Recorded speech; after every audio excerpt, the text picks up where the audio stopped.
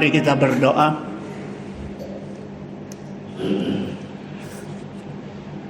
Bapa di surga, ketika kami ingin merenungkan firman-Mu, kami rindu Engkau hadir Tuhan. Engkau cerahkan firman-Mu kepada kami melalui pekerjaan Roh-Mu di dalam hati kami yang sudah terbuka untuk-Mu, agar kami boleh melihat keajaiban daripada firman-Mu dan panggilan-Mu melalui firman-Mu untuk kami boleh hidup lebih mematuhi firman-Mu.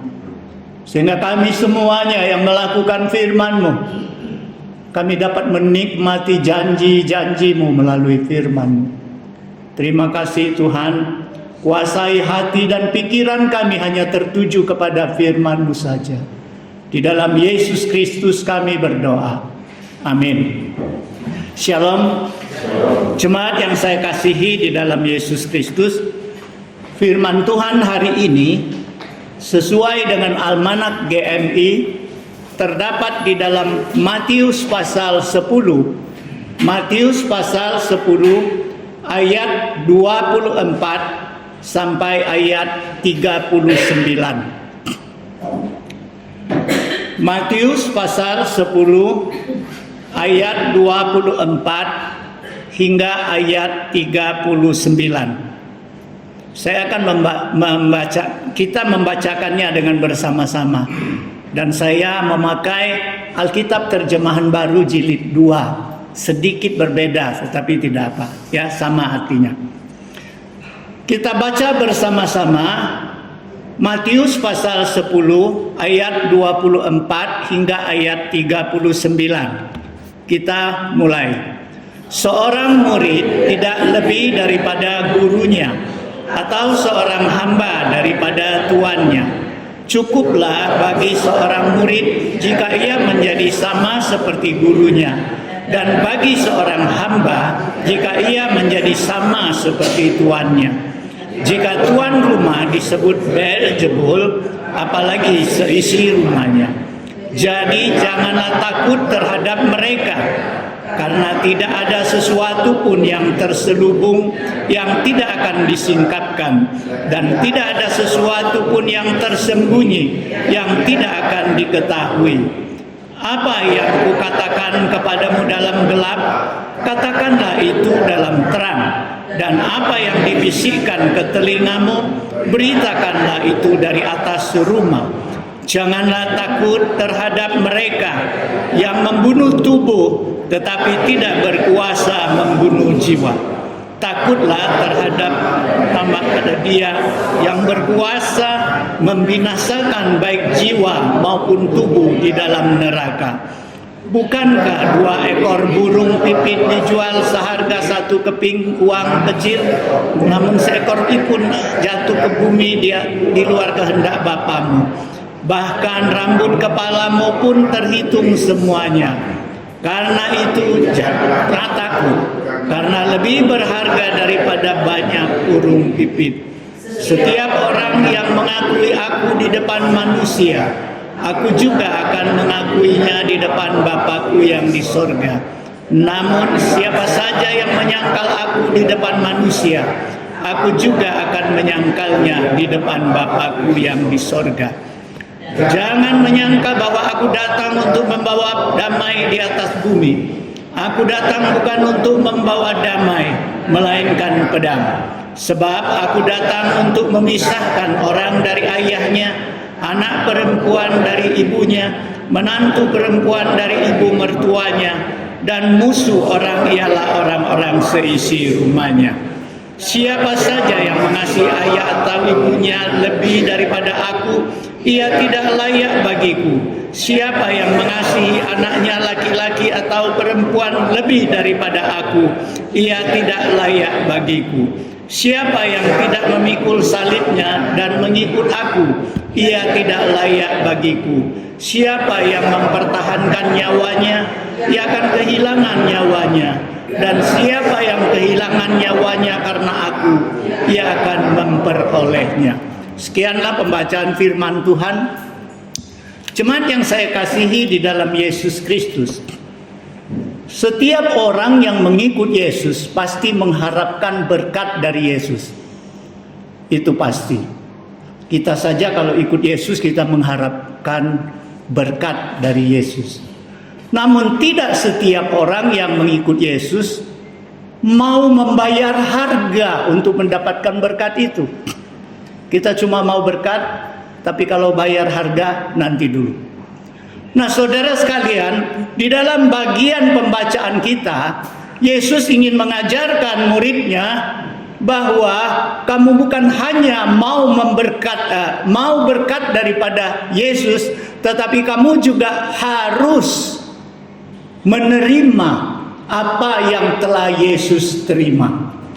Nah, saudara sekalian, pembacaan kita ini terdapat di dalam pasal yang ke-10 di dalam Matius. Kalau kita melihat Yesus setelah menerima atau memanggil ke-12 muridnya, kemudian Yesus memberkati mereka, Yesus melengkapi mereka, Yesus kemudian memberikan mereka kuasa.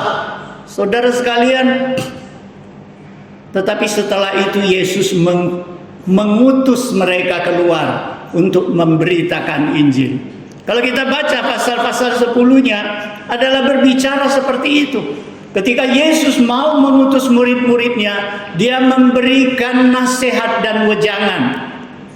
Nggak usah bawa bekal yang berlebihan di perjalanan. Cukup secukupnya saja. Karena apa? Tuhan akan memelihara kalian ketika kalian tiba di tempat, ketika kalian melayani Tuhan, ketika kalian memberitakan firman Tuhan, hidup kalian akan dijamin oleh Tuhan melalui penghasilan dari penginjilan yang kalian lakukan. Jangan takut kalau orang menolak kamu. Kalau orang menerima kamu, tinggal di rumahnya. Kalau orang menolak kamu, keluar dari rumahnya dan kebaskan debu di kakinya. Maksud Tuhan adalah berkat yang seharusnya diberikan kepada keluarga itu akan kembali kepada dirimu saja. Nah, saudara sekalian, Yesus selanjutnya mengumpamakan hubungan muridnya dengan dirinya adalah seperti hubungan seorang murid dengan guru. Saudara sekalian, saya waktu remaja, pemuda, saya suka sekali membaca buku silat, apalagi karangan Koping Ho. Saudara sekalian, saya dapat memberikan contoh seperti ini. Saya hobi dengan ilmu bela diri. Kalau saya belajar dengan seorang guru yang ahli Tai Chi, maka saya akan menjadi seorang yang menguasai ilmu bela diri Tai Chi. Kalau saya berguru dengan seorang guru aliran Shaolin, maka pasti nanti saya menggunakan ilmu bela diri Shaolin. Tidak mungkin saya belajar dengan guru Shaolin, saya pakai ilmu Butong umpamanya. Nggak mungkin. Nah, Yesus mengatakan seorang murid tidak lebih daripada gurunya. Sama dengan gurunya, maksud Yesus. Guru kau siapa? Kau seperti siapa? Ya, seorang hamba ini sama dengan tuannya. Ya. Adalah cukup kalau seorang murid itu sama dengan gurunya. Seorang hamba sama dengan tuannya. Yesus katakan, kalau tuan rumah itu disebut Beelzebul, penghulu iblis, bagaimana dengan isi rumahnya? Saudara sekalian, di sini Tuhan Yesus mengumpamakan bahwa ketika dia melayani, dirinya disebut temannya Beelzebul. Sehingga Yesus mengusir setan, mereka katakan pakai kuasa Beelzebul, penghulu iblis. Nah, kalau guru disebut Beelzebul, temannya Beelzebul, maka bagaimana dengan anggota keluarganya, murid-muridnya? Ya, pastilah ini anak-anak Beelzebul. Nah, saudara sekalian, di sini Yesus ingin mengatakan bahwa murid sebagai murid Yesus bukan hanya mau menerima berkat Tuhan, mau dilengkapi Tuhan dengan talenta, mau diberkat Tuhan dengan berkat-berkat kuasanya yang besar, bisa mengusir setan, bisa bernubuat, bisa memberitakan Injil, bisa bersaksi dengan kuasa. Bukan itu saja maunya, tetapi harus juga mau menerima apa yang gurunya terima. Jadi di sini Yesus ingin mengatakan kepada kita, seorang murid harus mencerminkan gurunya. Mencerminkan apanya? Prinsip kehidupannya. Prinsip pelayanan Yesus apa? Prinsip Yesus datang ke dunia adalah mengasihi manusia, adalah melayani, bukan untuk dilayani. Yesus katakan, aku datang untuk melayani, bukan untuk dilayani. Jadi prinsip itu harus juga dikuasai, dimiliki oleh orang-orang yang menyebut murid-murid Yesus. Kalau seorang murid, dia harus juga bukan saja mencerminkan gurunya, dia mencerminkan juga pola hidup, gaya hidup gurunya. Gaya hidup Yesus bagaimana? Dia mengasihi orang-orang berdosa. Dia tidak pilih kasih. Gaya hidup bagaimana? Gaya hidup Yesus. Yesus selalu memberitakan Injil, dia mendapat pertentangan, dia mendapat perlawanan. Bukan saja itu, Yesus seringkali difitnah. Yesus bahkan menderita karena penginjilan. Jadi maunya Yesus, semua orang yang mau menjadi muridnya juga mau mengalami seperti apa yang dialami oleh Yesus. Yesus ketika mengutus murid-muridnya, Yesus ingin murid-muridnya mempunyai persiapan hati, persiapan mental untuk menghadapi apa yang pernah gurunya hadapi. Yesus mau jelaskan kepada muridnya, mau jadi murid Yesus bukan hanya mau menikmati keenakan, tetapi ingat, menjadi murid Yesus, dia harus bersedia seperti Yesus, bersedia menerima perlakuan seperti Yesus terima. Nah, saudara sekalian, kita melihat di dalam Injil pasal 10 ayat 24. Ayat 24 dan 25 Yesus menjelaskan hubungan murid Yesus dengan murid-muridnya. Oleh sebab itu saya memberikan tema pada hari ini adalah menjadi murid yang sejati. Bagaimana kita mau menjadi murid Yesus yang sejati? Poin pertama tadi, kita harus bersedia menerima apa yang Yesus terima. Seperti apa yang Yesus terima. Itu baru berhak jadi murid Yesus yang sejati. Kemudian Yesus katakan apa? Jangan takut terhadap mereka. Siapa mereka yang Yesus sebut? Mereka adalah, kata Yesus ayat 28 tadi, janganlah takut terhadap mereka yang membunuh tubuh tetapi tidak berkuasa membunuh jiwa. Siapa yang berkuasa membunuh tubuh kita tapi tidak berkuasa membunuh jiwa kita? Ya manusia.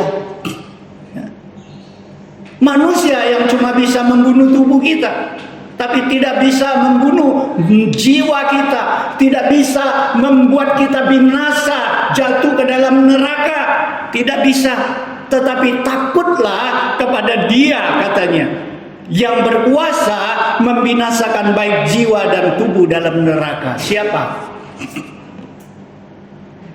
Kepada Allah. Allah yang berhak. Dia bukan bisa membunuh tubuh kita, tetapi Dia juga bisa membawa kita ke dalam neraka.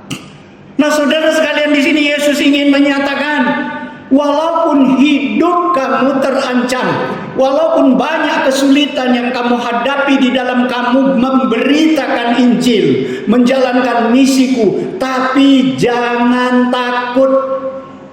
kepada manusia yang menentang kamu, manusia yang memfitnah kamu, manusia yang menolak kamu. Jangan takut, karena mereka hanya bisa menyakiti tubuhmu, tetapi takutlah kepada Allah. Saudara sekalian, kita kan baru ikut kelas meeting tentang Yunus. Kita tahu begitu banyak orang di kapal yang beserta Yunus ketakutan ketika badai itu begitu besar, hampir menenggelamkan kapal mereka. Mereka takut dengan badai. Saudara sekalian, tetapi ketika Tuhan menghentikan badai, mereka juga takut. Mereka takut. Takut kepada siapa? Takut kepada Tuhan yang disembah oleh Yunus. Mereka salut, mereka takjub bahwa Tuhan begitu berkuasa, bisa menghentikan badai seketika itu juga, bisa menyelamatkan mereka. Jadi dua macam takut ini Yesus katakan, badai tidak perlu ditakutin karena dia hanya bisa merenggut tubuhmu, nyawamu.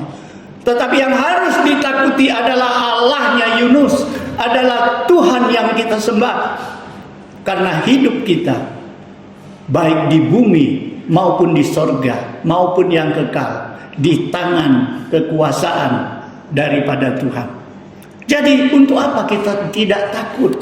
Yesus katakan bukan tidak takut, gagah-gagahan, bukan.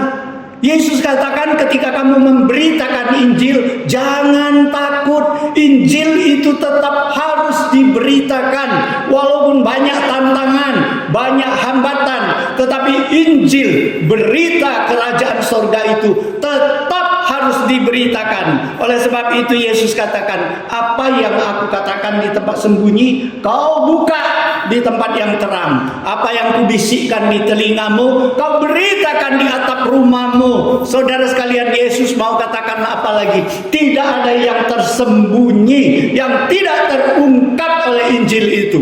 Nah saudara sekalian, Yesus mau katakan apa? Walaupun banyak tantangan, kalian harus tetap beritakan Injil. Karena Injil itu berkuasa memberikan terang kepada orang yang digelap, memberitakan orang mengetahui rahasia daripada Allah tentang kehidupan manusia, tentang keselamatan. Jangan takut, beritakan itu. Nah saudara sekalian, kita lihat Yeremia. Kita lihat Yeremia. Yeremia itu dipesan oleh Tuhan, beritakan peringatan Tuhan kepada bangsa Israel, bahwa mereka itu sudah jauh daripada Tuhan. Tetapi apa yang didapat Yeremia? Ketika Yeremia memberitakan firman Tuhan, peringatan Tuhan, dia bukan didengar, tetapi dia dihina, dia dipukuli, dia dipenjarakan, bahkan dia dianggap pengkhianat oleh bangsanya sendiri. Sehingga Yeremia selalu menangisi bangsanya, selalu sedih karena bangsanya. Firman Tuhan yang dia beritakan, peringatan, tidak digubris oleh bangsanya. Tetapi Yeremia tetap setia di dalam pengabaran Injilnya, pengabaran kerajaan sorganya. Dia tetap setia mengabarkan itu. Saudara sekalian, kita juga ingin melihat Paulus. Paulus mengalami banyak sekali penolakan.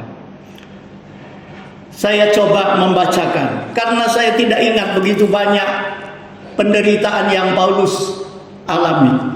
Di dalam 2 Korintus pasal 11 ayat 23 sampai 28. Ya, kita coba dengar apa yang dialami oleh Paulus. Apakah mereka pelayan Kristus? Aku berkata seperti orang gila. Aku lebih lagi, aku lebih banyak berjeri lelah. Ingat, Paulus bilang dia memberitakan Injil sampai berjeri lelah. Lebih sering di dalam penjara, dia beritakan Injil sampai dia sering dipenjarakan. Menanggung pukulan di luar batas. Saudara sekalian, kerap sekali dalam bahaya maut, dia terancam maut. 5 kali aku menerima cambukan dari orang Yahudi. Setiap kali 40 kurang 1 pukulan. 3 kali aku didera, 1 kali aku dilempar dengan batu, 3 kali aku mengalami karam kapal, sehari semalam aku terkatung-katung di tengah laut. Dalam perjalananku aku sering diancam bahaya banjir dan bahaya penyamun, bahaya dari pihak orang-orang Yahudi dan dari pihak orang-orang bukan Yahudi, bahaya di kota, bahaya di padang gurun, bahaya di tengah laut, dan bahaya dari pihak saudara-saudara palsu. Aku banyak berjeri lelah dan bekerja berat. Kerap kali aku tidak tidur. Aku lapar dan dahaga. Kerap kali aku berpuasa, kedinginan dan tanpa pakaian, dan tanpa menyebut banyak hal lain lagi. Bebanku sehari-hari, yaitu keprihatinanku terhadap semua jemaat. Saudara sekalian, Paulus mengalami begitu banyak deraan, begitu banyak penderitaan, tetapi Paulus menyerah tidak. Paulus tetap beritakan Injil, karena dia katakan, kalau aku tidak beritakan Injil, celakalah aku. Injil adalah kekuatan Allah. Saudara sekalian, dia katakan apa? Dia katakan, karena penginjilan, setiap saat kita harus bersedia menginjili. Sekalipun dia menghadapi banyak penderitaan, dia tetap menginjili, karena dia tahu bahwa Injil adalah kuasa Allah. Saudara sekalian, jadi menjadi murid yang sejati, kita rela menderita karena Injil. Kita rela beritakan Injil, dan itu harus, dan tidak usah takut kepada manusia. Kita hanya boleh takut kepada Tuhan. Nah, saudara sekalian, di dalam ayat 28 tadi sudah mengatakan, dan 29, bukankah 2 ekor burung pipit dijual seharga 1 keping uang kecil? Bukankah rambut kita sudah dihitung Tuhan? Paulus mengatakan, kenapa kita tidak usah takut? Karena Tuhan memelihara kita. Burung pipit yang begitu murahan saja tidak diizinkan Tuhan jatuh ke bumi, dia tidak jatuh ke bumi. Rambut kita sehelai pun dihitung Tuhan. Oleh sebab itu kita tidak usah takut. Itu dasarnya kita tidak usah takut. Karena Tuhan adalah pelindung kita. Adalah kita ini lebih berharga dari burung pipit. Kita adalah manusia ciptaan Tuhan. Apalagi kita sudah diselamatkan, kita menjadi muridnya, maka dia akan melindungi kita. Kemudian ayat 32 mengatakan apa? Setiap orang yang mengakui aku di depan manusia, aku juga akan mengakuinya. Saudara sekalian, Yesus katakan tadi, beritakan Injil. Melalui apa kita beritakan Injil? Melalui mulut kita. Tapi sekarang Yesus katakan, akuilah aku di depan umum. Saudara sekalian, melalui apa? Apakah melalui perkataan saja? Yesus mau kita tunjukkan, bukan saja Injil kita beritakan, tetapi hidup kita harus kita nyatakan di depan mereka bahwa kita mengakui Tuhan. Jangan mulut kita mengakui Tuhan, tapi hidup kita berantakan. Saudara sekalian, hiduplah, bersaksilah di depan manusia, karena Tuhan akan bersaksi atas kita di depan Allah, di depan Bapanya yang di sorga. Yesus akan berkata kepada Bapa, mereka ini adalah engkau. Mereka ini adalah orang-orang yang kau serahkan kepadaku. Mereka adalah milikku yang telah engkau serahkan kepada aku. Saudara sekalian, ayat yang paling berat adalah Yesus katakan, aku datang bumi bukan bawa damai, tapi bawa pedang. Saudara sekalian, Yesus bukannya bawa kekacauan. Yesus bukannya datang ke dunia bawa kekerasan. Bukan.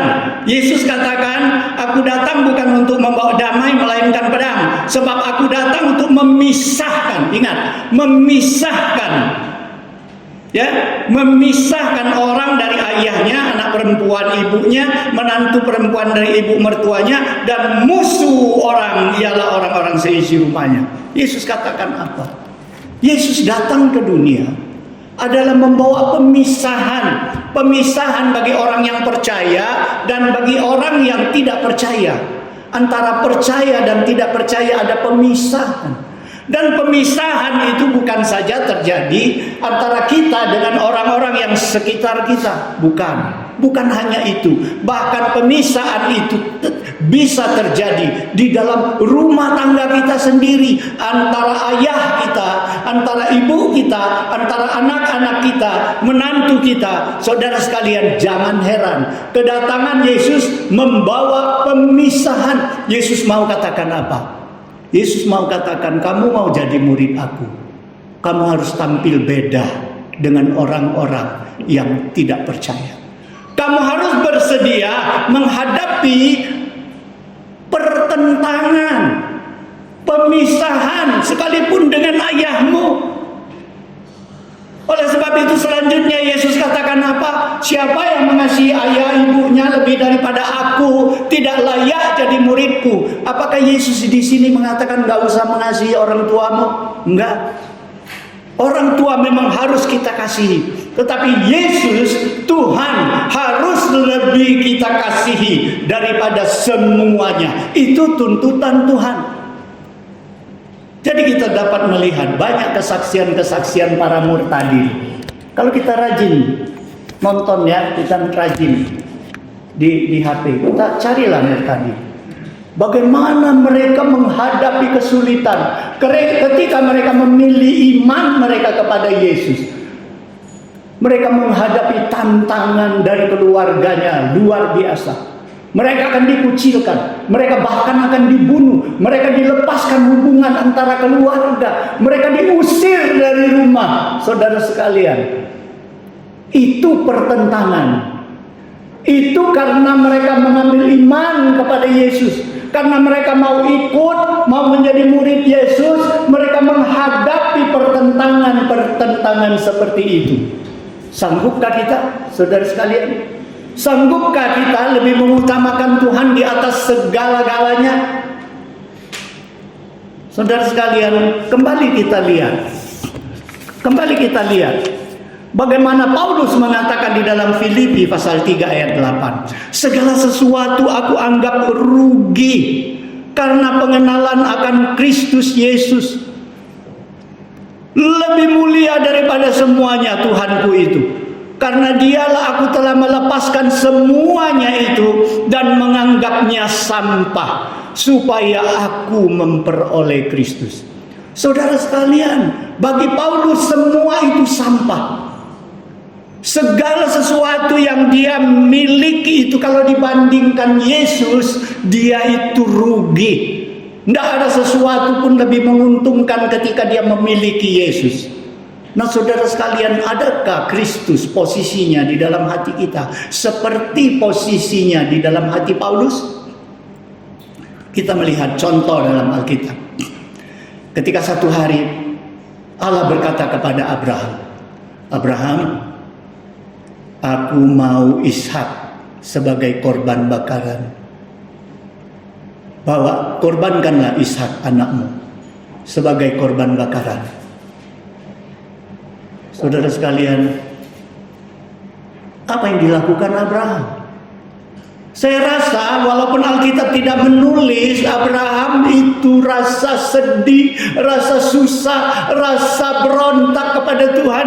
Tetapi sebagai manusia tetap ada rasa seperti itu. Kenapa saudara sekalian? Karena dia dapatkan Ishak itu ketika dia sudah dalam usia yang mustahil. Sudah 100 tahun dia masih dapatkan anak Ishak. Begitu susah dia mohon sampai dia menanti 25 tahun. Janji Tuhan baru dinyatakan. Saudara sekalian, anak tunggal, anak satu-satunya yang Tuhan sudah janjikan. Aku akan memberkati engkau melalui anak perjanjian, yaitu Ishak, bukan Ismail. Sekarang Tuhan ngomong, sembahkan Ishak sebagai korban bakaran. Sembelih dia, bakar dia di atas korban. Saudara sekalian, Abraham pasti bergumul. Tetapi apa yang dilakukan Abraham? Alkitab hanya menulis Abraham langsung bangun pagi-pagi. Dia siapkan semua persiapan. Dia bawa anaknya. Dia naik ke atas gunung. Saudara sekalian, dia benar-benar ikat Ishak. Dia taruh di atas mezbah. Dia mau bakar itu. Saudara sekalian, bagi Abraham, Allahnya jauh lebih berharga daripada anak tunggalnya. Saudara sekalian, apakah Abraham kejam? Tidak, saudara sekalian. Ingat, di sini menyatakan bahwa iman Abraham begitu besar. Karena Abraham menganggap apa?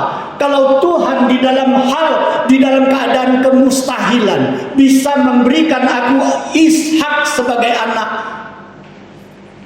maka Allah akan menggantikan Ishak kepadaku seperti membalikkan telapak tangan. Saudara sekalian, dia tidak pernah ragukan Tuhan. Dia yakin, dia tempatkan Tuhan di atas segala-galanya. Saudara sekalian, adakah kita menempatkan Tuhan di atas segala-galanya? Atau kita lebih takut kepada manusia daripada Tuhan? Saudara sekalian, mungkin kita katakan, oh tidak mungkin ya, aku takut dengan manusia lebih daripada Tuhan.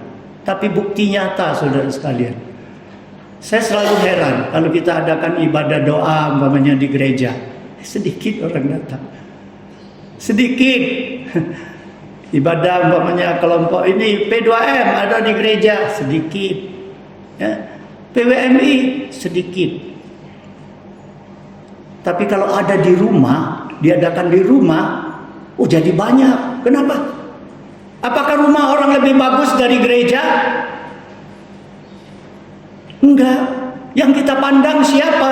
Tuan rumahnya. Contoh ya, contoh. Sekarang ibadah ada di rumah Ibu Ratna. Yang kita pandang siapa? Nggak datang ke rumah Ibu Ratna, nggak enak. Nggak enak. Yang dipandang Ibu Ratnanya. Banyak yang seperti itu. Memang diantaranya ada pandang Tuhan. Tapi banyak seperti itu. Kalau nggak datang, nggak enak. Nanti nggak enak dengan Ibu Ratna. Demikian juga dengan orang lain. Saudara sekalian, selalu kita takut kepada manusia lebih daripada Tuhan. Kalau di gereja Tuhan nggak kelihatan, saudara sekalian, males ah. Jadi saudara sekalian, sampai di mana kita utamakan Tuhan?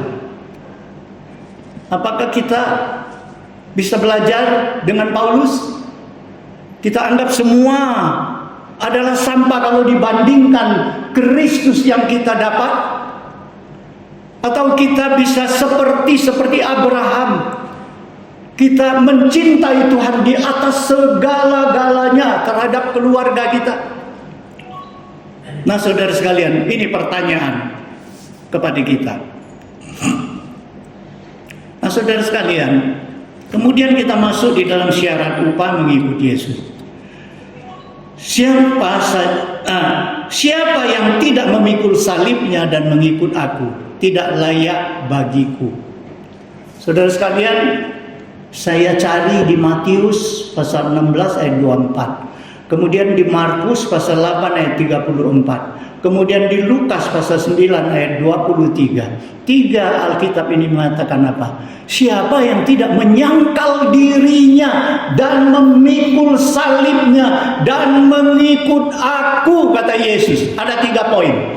Menyangkal diri, memikul salib, mengikut Yesus. 3 syarat. Dia tidak layak jadi murid-muridku. Saudara sekalian, kita mau jadi murid Yesus yang sejati, ingat 3 syarat yang Yesus berikan. Mari kita lihat. Apa artinya menyangkal diri? Menyangkal. Kalau kita bilang, kau maling ya? Aku tidak maling, berarti menyangkal ya. Berarti menyangkal diri adalah berkata kepada diri sendiri tidak. Bukan kepada orang lain aku ngomong tidak, tapi kepada diri sendiri. Menyangkal diri, ngomong tidak kepada diri sendiri. Itu apa artinya, saudara sekalian? Ketika kita menginginkan sesuatu, ketika kita inginkan sesuatu yang di dunia ini, ketika kita mau menikmati sesuatu yang di dunia ini, ketika kita mau melakukan sesuatu yang kita rencanakan di dunia ini, apabila yang kita rencanakan itu, apabila yang kita inginkan itu bertentangan dengan kehendak Tuhan, mampukah kita katakan kepada diri kita, tidak. Tadi aku ingin karena Tuhan, tidak. Tadi aku mau karena Tuhan, aku tolak. Mampukah kita menyangkal diri seperti itu? Apa yang kita rindukan, apa yang kita mau yang melanggar firman Tuhan, mampu nggak kita katakan, tidak Tuhan, demi Engkau aku tidak akan melakukan itu. Itu menyangkal diri, itu syarat jadi murid Yesus. Jangan kita sambil mengaku Yesus tapi kita melakukan hal-hal yang melanggar firman Tuhan. Kita ngaku kita murid Yesus, kita melanggar, kita tetap hidup di dalam ketidakpantasan sesuai dengan firman Tuhan. Kemudian pikul salib. Namanya pikul artinya ada beban. Salib berapa berat sih? Ya, tetap ada beratnya. Kalau kita memikul salib itu berarti apa? Kita pikul salib artinya kita rela berkorban. Kalau ikut Tuhan bukan ongkang-ongkang ya. Ikut Tuhan kita rela memikul beban. Beban apa? Banyak. Beban itu banyak. Kalau kita tahu kita ikut Tuhan, kewajiban kita apa? Satu, rajin ibadah. Kenapa rajin ibadah jadi beban? Banyak orang karena mau ibadah beban berat dia. Beban. Capek ibadah. Kalau mau melayani, apalagi kamulah. Aku udah ada waktu. Kalau minta tenaganya, waduh, dia bilang dia sibuk. Banyak. Apalagi mau minta hartanya. Saudara sekalian, aku hanya cukup-cukupan, bahkan masih kekurangan. Nah saudara sekalian, mengikut Yesus harus rela berkorban. Apapun yang Tuhan inginkan, Tuhan nggak kelewatan. Tuhan nggak mungkin minta uang kepadamu kalau engkau tidak punya uang. Tuhan tidak mungkin minta tenagamu kalau engkau memang loyo dan tidak punya tenaga. Yang Tuhan minta kepadamu adalah kesanggupanmu yang berlebihan. Tuhan minta bagi kepadamu. Nah saudara sekalian, kalau kita mempunyai pikiran seperti itu, saya pikir gereja ini akan makmur. Gereja ini akan maju. Gereja ini akan bercukupan. Ya, tidak sampai gereja nggak cukup duit bayar hamba Tuhan punya gaji. Tidak cukup duit untuk membangun, untuk merenovasi gereja. Saudara sekalian, tidak sampai pelayanan gereja terhambat karena tidak ada orang pengerjanya. Saudara sekalian, kalau kita rela memikul salib, maka pekerjaan Tuhan akan maju. Kemudian ikut Yesus. Saudara sekalian, saya selalu mengatakan kalau kita ikut itu posisi kita di mana? Di depan. Di belakang. Jadi kalau kita ikut Yesus adalah Yesus kita tempatkan di depan kita. Dia sebagai pemimpin jalan, dia sebagai petunjuk jalan, dia sebagai penasehat. Saudara sekalian, apakah kita sudah lakukan itu? Bukankah sering kita yang di depan Yesus, kita yang mengatur Tuhan? Di dalam doa kita atur Tuhan, Tuhan kau seperti ini, kau tolong aku seperti ini. Kita atur Tuhan harus seperti ini. Saudara sekalian, ikut Tuhan adalah di dalam segala hal kita tempatkan Tuhan di utama. Jadi bukan kita yang duluan kita pentingkan. Oleh sebab itu selanjutnya ayat 29, apa yang dikatakan Yesus? Siapa yang mempertahankan nyawanya, dia kehilangan nyawa. Saudara sekalian, pertama saya renungkan firman Tuhan ini. Dulu, sudah lama. Saya berontak ini, ya. Siapa yang mempertahankan nyawanya, dia kehilangan nyawa. Nggak mungkin kan? Aku kalau mau hidup aku panjang umur, Ya, pasti aku jaga kesehatan, hidup teratur, ya, makan yang bergizi. Ya, orang-orang yang demikian rata-rata pasti lebih panjang umur, nyawanya pasti lebih panjang, lebih sehat. Ya, seperti Ibu Siska, Pak Cuntiong, tiap pagi mereka jalan pagi, olahraga. Oh, itu karena apa? Karena mereka mencintai nyawanya. Oleh sebab itu mereka pasti lebih sehat daripada orang lain. Itu wajar. Kenapa orang yang mencintai nyawanya kehilangan nyawa? Oh, ini saya berontak. Ini tidak logika ini. Nah, saudara sekalian, tentu ada maksud lain daripada firman Tuhan ini. Lantas saya mendapat satu kesimpulan yang demikian. Yesus katakan, kalau kau cinta nyawamu, kau kehilangan nyawa. Saudara sekalian, kalau orang yang sangat mencintai dirinya, segala dia pikir untuk dirinya, kepentingan dirinya. Di gereja pun dia penting dirinya, bukan orang lain. Pokoknya kepentingan dirinya. Orang mau apa tidak peduli, yang penting aku, kesenangan aku, kepentingan aku. Kalian harus nurut aku. Nah, orang yang demikian, dia kehilangan arti hidupnya. Banyak orang hidupnya mati muda, tapi nama mereka terus diingat sepanjang zaman.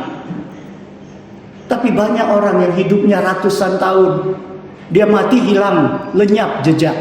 Karena apa? Tidak ada prestasi yang dia lakukan.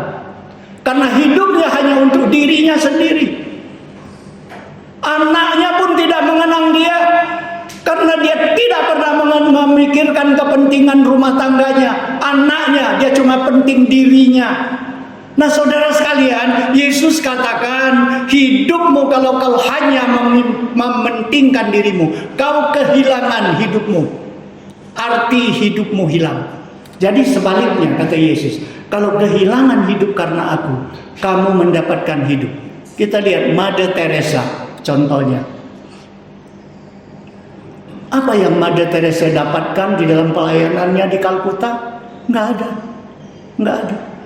Dia korbankan hartanya, dia ambil semua tabungannya, dia duitkan itu, dia bantu orang-orang yang miskin di Kalkuta.